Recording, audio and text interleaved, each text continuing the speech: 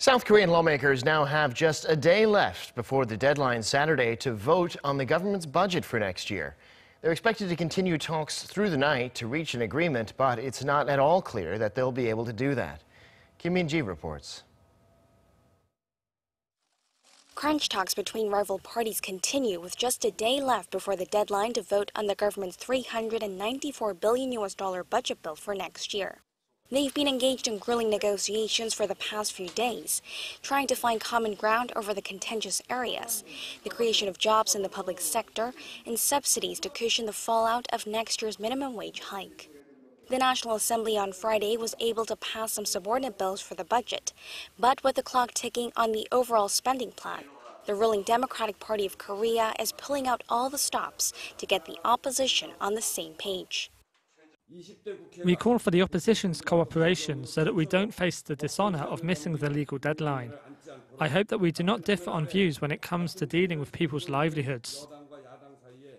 While the main opposition Liberty Korea party says it will contribute to efforts to meet the deadline, it added that will be impossible without concessions from the ruling bloc, especially in regards to pumping out public sector jobs.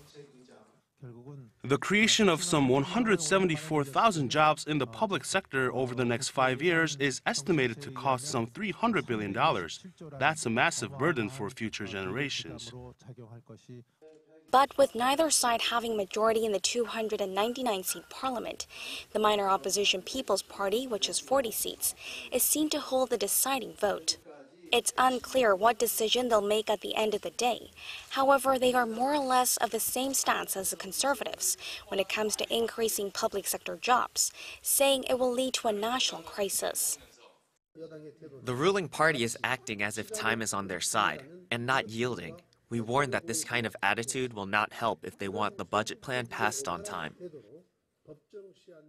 Should the parties fail to meet Saturday's deadline and negotiations persist beyond this year, the government has to draw up a provisional budget that can only be used for mandatory expenditures.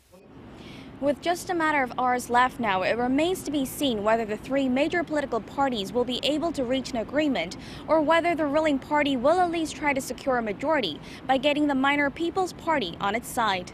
Kim Min-ji, Arirang News.